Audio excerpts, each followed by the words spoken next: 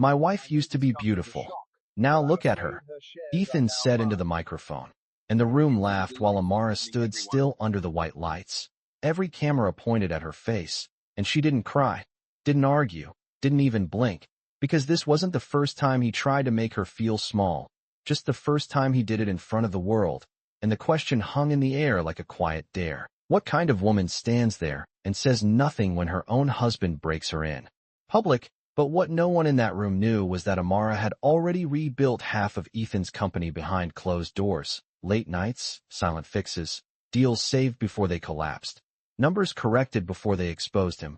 She wasn't just his wife, she was the reason his empire still stood, and while he joked, her phone buzzed softly in her hand. A message from the board confirming the crisis she had quietly resolved hours ago, the same crisis that would have cost him millions overnight. And he had no idea the woman he mocked was the one holding everything together. And then a second message came through. This time from a major investor, asking directly for her, not him. And that was the moment something shifted, not in the room, but inside her, because she finally saw it clearly. He needed her far more than she ever needed him. And slowly, without a word, Amara reached down, slid the wedding ring from her finger, and closed her hand around it as the laughter faded, because in exactly one more step, everything he built was about to lose the only person keeping it alive. The ring never made a sound when it hit the table, but everything after it did, because by morning Amara was gone and Ethan walked into his office expecting silence and control, but the first thing he saw was chaos. 3 missed calls from the board, 2 urgent emails marked unresolved, and a financial report flagged in red that should have been clean. He frowned and called his assistant, asking why. The numbers were not fixed yet, and there was a pause on the line before she said quietly, Amara usually handled that before you saw it. And that was the first crack, because within hours another issue surfaced, a client threatening to pull a 7-figure contract over a detail no one could explain. Ethan snapped at his team, demanding answers, but no one moved with confidence. No one stepped forward like she used to, and the room felt heavier, slower, like something essential had been removed. Then came the third problem, a system error in logistics that delayed shipments across 3 states, something Amara had quietly optimized months ago, and now no one knew how to fix it fast enough. His phone kept buzzing, investors asking questions, partners requesting clarity, and for the first time, Ethan did not have immediate control. He had noise, confusion, and gaps where solutions should be, and in the middle of it, his assistant said something that did not sit right. She left detailed notes, but no one here understands them like she did. And that was when the shift hit him, not emotional, but structural. Because this was not about losing a wife. This was about losing the system that held everything together. And as he stood there staring at a screen full of problems multiplying by the hour, one question started pressing harder than anything else. Where was she now?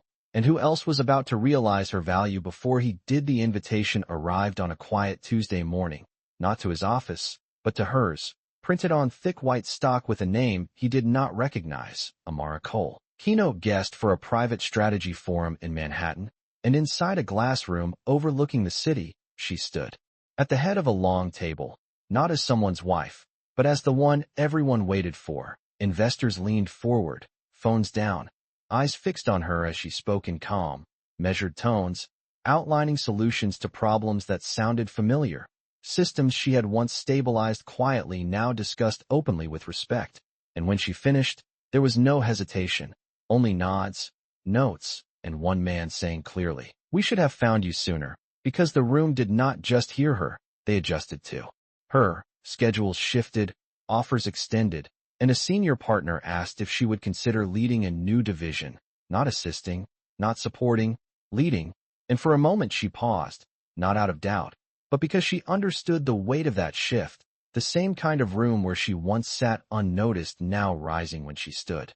And across the city, Ethan sat in a meeting that was falling apart again, another delay, another missed solution, until someone mentioned a consultant who had already solved similar issues elsewhere. And when the name reached him, he did not react at first, but his assistant did, her eyes lifting slightly before she said, "That sounds like her." And suddenly the distance between them did not feel emotional anymore. It felt operational, measurable, dangerous, because while he was trying to fix What was breaking? She was being asked to build something bigger, and as he stared at the name on the screen, realizing others were already moving toward her, one question refused to stay quiet. What happens when the people keeping his world running decide she matters more than he ever did? The ballroom was quieter than the last time he saw her, but the tension felt sharper because this time no one was laughing, and when Ethan stepped inside, the first thing he noticed was how people moved around her, not past her, not ignoring her, but adjusting, waiting, giving her space like she belonged at the center of the room. And then he saw her, standing near a long table under soft gold light, speaking with two senior partners who listened without interrupting. And for a moment he did not move, because nothing about her felt familiar except her face, and even that carried something steadier now, something he had never taken the time to see. And before he could decide whether to approach, one of the partners turned and noticed him, offering a polite nod before saying, "We were just discussing Ms. Cole's proposal. It is already changing how we think about this entire structure." And the words landed wrong in his chest, not because of what they meant, but because of how easily they were said, like her value was obvious to everyone else. And when she finally looked at him, there was no pause, no shift in her expression, just recognition without reaction, and that was the first imbalance, because his breath caught slightly while hers did not change at all, and he stepped closer, forcing a calm tone. "Amara, we need to talk." But before she could answer, another voice cut in, one of the partners again. "If you need her time, you will have to schedule it. She has a full slate tonight." And Ethan blinked, just once, because no one had ever spoken to him like that in a room like this, and she did not correct it, did not soften it. She simply turned her attention back to the table for one more second, finishing a point before facing him fully. And when she spoke, her voice was even, controlled. "I have 10 minutes. And the difference between then and now settled in quietly, because she was not asking anymore. She was allowing. And as they stepped aside, he searched her face for something familiar, something he could hold on to, but found nothing that belonged to the version of her he left behind. "You look different," he said, and she answered without hesitation. "I stopped shrinking," and the sentence stayed between them longer than anything else, because it was not said with anger, just fact. And for the first time he understood that whatever space she stood in now, it did not include him by default. And as he tried to shift the conversation back into something he could control, his phone buzzed again in his pocket. Another escalation, another problem tied to decisions she once handled, and she noticed the movement, but did not ask, did not offer, and that absence felt louder than anything she could have said. And just before he spoke again, one of the partners approached with urgency, apologizing to her. "Not him. They need you upstairs. The investors are asking specifically for you." And she nodded once, then looked back at Ethan for a brief second. Not dismissive, not warm, just clear. "We will finish this later."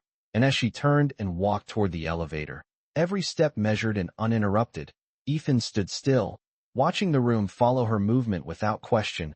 And for the first time it was not just about losing her. It was about realizing he had never understood what she actually was. And as the elevator doors closed around her, the question hit harder than before. What exactly had she been building while he was busy breaking her down? The next morning did not wait for him to recover, because the first investor call started without him. And when Ethan joined, the screen was already filled with faces he recognized, but their attention was not on him. It was on a presentation already in progress. And when he asked who started the meeting early, no one answered directly. One of the senior partners simply said, "We could not delay this any longer." And then he saw it. Her framework, her structure, her language, laid out clean across the screen, not credited to him, not introduced through him, but presented as the new direction they were considering. And the shift was immediate, because for the first time, he was not leading the room. He was catching up to it. And when he tried to redirect, to pull the focus back, the conversation moved past him again. Someone asked if Ms. Cole would be joining to clarify the rollout, and another voice answered, "She is finalizing numbers upstairs. She will join shortly." And that was when it happened, the first visible crack, because Ethan started to speak, to assert control, but the room did not pause. No one stopped for him. They continued discussing timelines she had outlined, decisions she had already influenced, and then she entered, not rushed, not announced loudly, just present, and the tone of the room shifted again. People adjusted in their chairs, One of the investors stood slightly as she approached, offering a handshake, thanking her for the clarity she brought, and Ethan watched as she stepped into the conversation without asking permission, picking up exactly where the presentation left off, answering questions with precision, correcting assumptions without hesitation. And every response she gave closed a gap that had been widening in his absence. And when one investor asked directly who developed this restructuring model, she did not deflect. She said simply, "I did," and the room accepted it without question, without surprise, and that acceptance hit harder than anything else, because it was not dramatic, it was natural, like this was already known to them. And then came the moment he could not control, when a board member turned to him and asked, "Why was this not implemented sooner?" And Ethan did not have an answer, not one that fit the truth, not one that explained why the person who built the solution had been standing beside him the entire time, unheard, unseen. And as the meeting moved forward without waiting for him to recover, his assistant sent a message across his screen. Another partner is requesting her exclusively for a long-term advisory role, and the word exclusively stayed there longer than it should have, because it did not just mean opportunity, it meant removal. It meant someone else was already planning to build around her, without him. And as the meeting closed with agreements he did not initiate, decisions he did not shape, and momentum he did not control, Ethan realized the loss was no longer private. It was visible, measurable, and moving forward without him. And just before she left the room, one of the investors asked her a question that made everything tighten again. "How long have you been doing this behind the scenes?" And she paused for a fraction of a second before answering. "Long enough." And that was when a deeper question surfaced, one he could not ignore anymore. If she had been building this all along, then how much of what he called success was never his to begin with? The numbers did not lie anymore. Because once Ethan started looking, everything began to shift in ways he could not ignore. He sat alone in his office long after the meetings ended, pulling up old reports, past deals, archived emails that once felt routine, but now carried a different weight. And the first thing he noticed was a pattern. Her name was not always visible, but her fingerprints were everywhere. Quiet edits, late-night revisions, decisions logged under his authority, but written in her structure.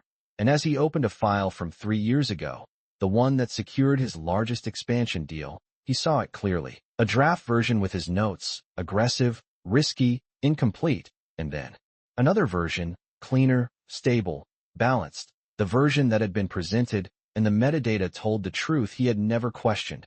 Modified by Amara at 2:30 in the morning, and his chest tightened because that deal had built his reputation. It was the moment people started calling him precise, strategic, untouchable, and now it no longer felt like his. And before he could process that, another memory surfaced, a crisis he thought he had solved during a winter quarter, when a supplier nearly collapsed and he stepped in with a decision that saved millions. But as he searched deeper, he found a chain of emails, her communication, her negotiation, her restructuring plan sent quietly through his office account, executed under his name. And suddenly the image of himself as the one who fixed everything began to fracture, and the shift was not subtle anymore. It was structural, because every success he revisited carried the same pattern, her unseen work, his visible credit. And when his assistant knocked lightly and stepped inside, holding a folder he did not request, her voice was careful. "I thought you should see this. It is from the board archive." And inside were internal notes from years back, discussions about stability, about who was actually keeping operations aligned during volatile quarters, and one line stood out, repeated in different forms by different executives. "Her involvement is critical, but she prefers to remain uncredited." And that sentence stayed with him longer than anything else, because it rewrote the past in a way he could not defend. He had not been carrying the company. He had been standing in front of someone who was, and the confidence he once moved with began to feel misplaced, replaced by something heavier, something quieter, doubt. And as he leaned back, staring at the ceiling that once felt like his domain, he realized the loss was not just her presence. It was the foundation beneath every decision he believed was his. And then his phone lit up again, not with a problem this time, but with a notification, a formal announcement from a rival firm confirming a new strategic lead appointment, her name at the center of it, and a single line beneath that made everything sharper. She will be overseeing transitions affecting multiple overlapping markets, including his, and for the first time, The realization was complete. He was not just losing her. He was about to face her. On the other side of everything she once built for him, he did not wait this time. Because the moment he saw the announcement, he moved. No schedule, no assistant, no plan, just a direct call placed to her line. And when it rang, it did not go unanswered. It was simply redirected. A calm voice informing him that all requests for her time must go through her office now.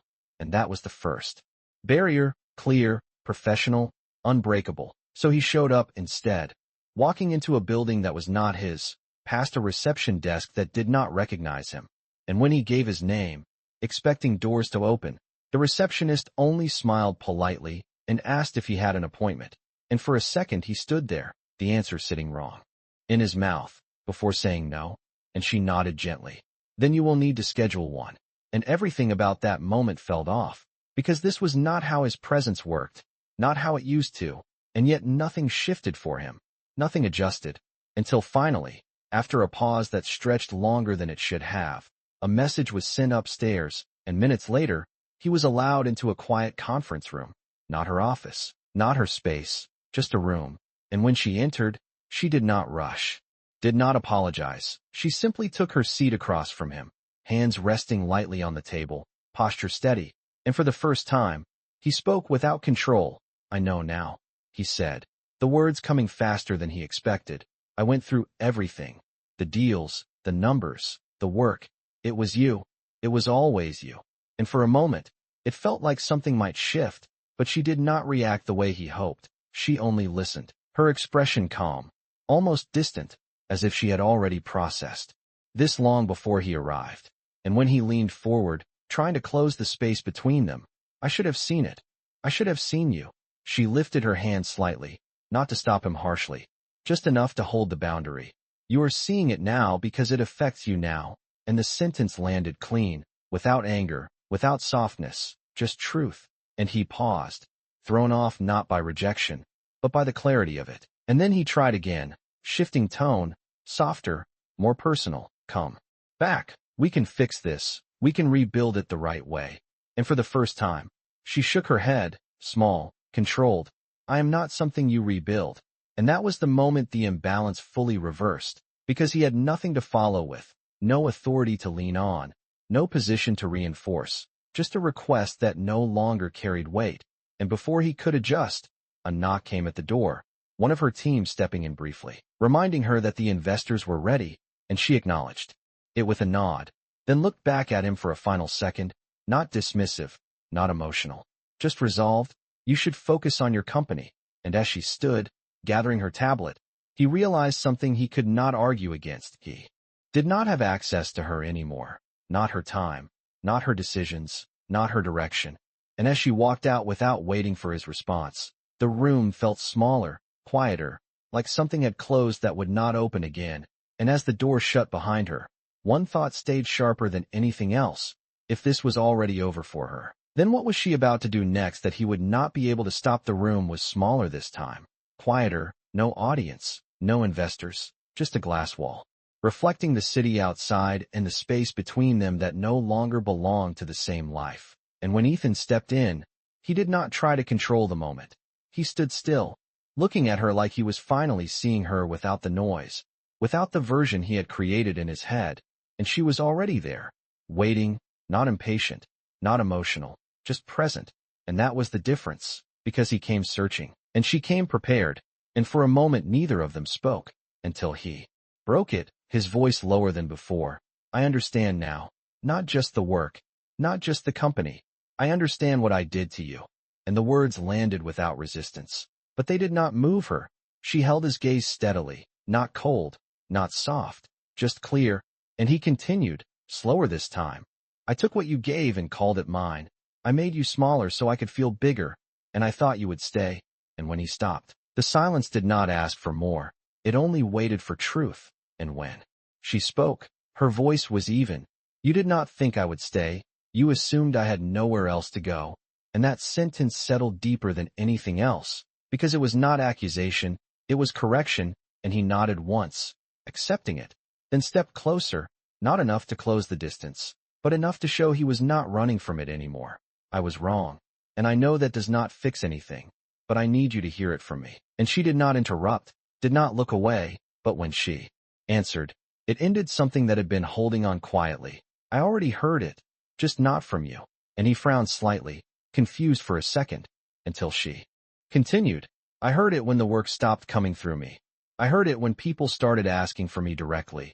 I heard it when I realized I did not need your name to be seen." And each sentence removed another piece of what he thought could still exist. And then came the moment that could not be undone, when he asked, almost quietly, "Is there anything left between us?" And she did not hesitate, not even for a breath. "No." And the word did not break, did not soften. It stood exactly as it was meant to, final. And he felt it, not as rejection, but as reality, because there was no space left to negotiate, no version of the past that could be rewritten into something usable. And as he looked at her, really looked, he understood fully what he had lost, not just her presence, not just her work, but the one person who had seen him clearly and still chose to build beside him. And now she no longer chose him at all, and she continued, her voice still calm, "I am not angry anymore, and that is why this is over." And that was the shift he could not undo, because anger could have been repaired, distance could have been closed, but absence of feeling left nothing to rebuild from. And as she stepped back slightly, not to leave yet, but to draw the final line, she added, "You were a part of my life, not my future." And the words stayed in the space between them, heavy and complete. And for the first time, Ethan did not try to answer, did not try to reach, because there was nothing left to reach for. And as she turned toward the door, one hand resting briefly on the handle, the moment held just long enough for the truth to settle completely. Before everything ended for good in the next step, the door closed softly behind her. And for a moment nothing moved. Not the air, not the light, not even him. Because the silence that followed was not empty. It was complete. And somewhere down the hall her footsteps continued without hesitation, steady, certain, carrying a life that no longer had space for him. And inside that room, Ethan remained where she left him, not because he could not move, but because there was nowhere left to go that would bring anything back. And across the city, her world did not pause. Meetings continued. Decisions unfolded. People adjusted to her presence as if it had always been there, not as someone proving her worth, but as someone already recognized for it. And in the days that followed, her name began to appear in places that once carried his, not replacing him loudly, but moving forward without reference to him at all. And that was the difference, because she was no longer connected to what she left behind. She had stepped fully into something that belonged only to her, and there was no trace of hesitation in it. No need to look back, no need to explain. And one afternoon, standing in a quiet office overlooking the city, she reviewed a new proposal, her reflection faint in the glass, not searching, not questioning, just present, grounded, finished with what had once defined her. And when she signed her name at the bottom of the page, it was not an act of proving anything. It was simply continuation. And miles away, Ethan sat in his office surrounded by the same walls that once felt like power, but now felt like reminders, not of failure, but of something he never fully understood until it was gone. And there was no anger left in him, no attempt to rewrite the past, just a quiet recognition that what he lost was never something he truly owned, and that the version of her he thought he knew had been only a fraction of what she was. And as the evening light faded across his desk, he glanced once at the empty space where she used to sit during long nights, and for the first time, he did not imagine her returning. He understood that she would not. And somewhere in the distance, her world moved forward without interruption, without memory holding it back. And in that distance, the truth settled without resistance. He saw her clearly only after she was gone, and by then, she no longer needed to be seen.